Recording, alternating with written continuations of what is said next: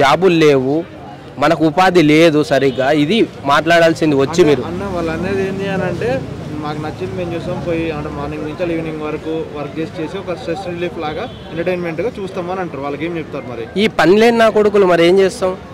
ఏం శ్రేష్ఠ ఏం కష్టపడి వచ్చి మీరు ఇది చూస్తుండ్రన్నా నాకు అర్థం కాదు. మరి నేను చూడట్లేదు, నేను పొద్దున్న వెళ్తా మళ్ళీ ఇప్పుడు వస్తా ఈవినింగు.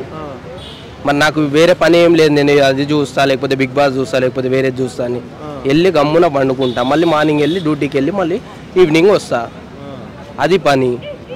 వీడేదో మొత్తం రోజంతా కష్టపడి ఎంటర్టైన్మెంట్కి బిగ్ బాస్ చూస్తున్నా నేను, ఇది కాదన్నా. అసలు సమాజం ఎటుపోతున్న రీతే గొర్రెలు అయ్యిండ్రు, నిజంగా చెప్తున్నా.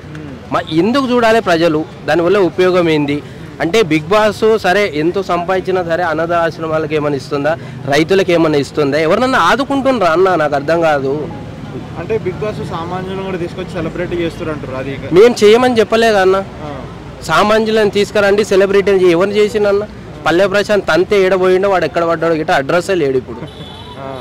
సామాన్యునికి ఇయ్యారన్న ఏది?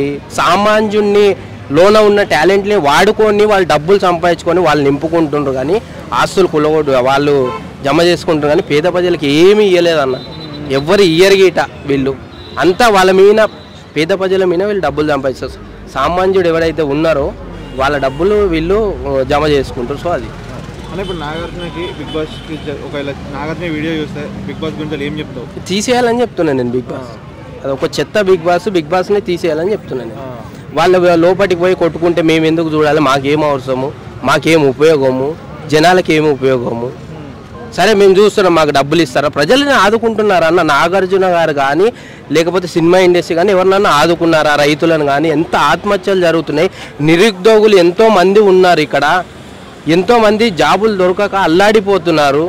దీని గురించి వాళ్ళు మాట్లాడినంటే వాళ్ళు ఎంటర్టైన్మెంట్ ఇస్తారంటే మాకు ఎంటర్టైన్మెంట్ వద్దన్న. జనాలకి ఎంటర్టైన్మెంట్ కావాలని అడగలేదు గిట, మీరే పెట్టిండ్రు. ఈ జనాలు ఎవరైతే ఉన్నారో కొంతమంది యూత్ గిట గొర్రెలు తయారయ్యి మాకు ఎంటర్టైన్మెంట్ కావాలని దీన్ని పైకి తీసుకొస్తున్నారు. సో అది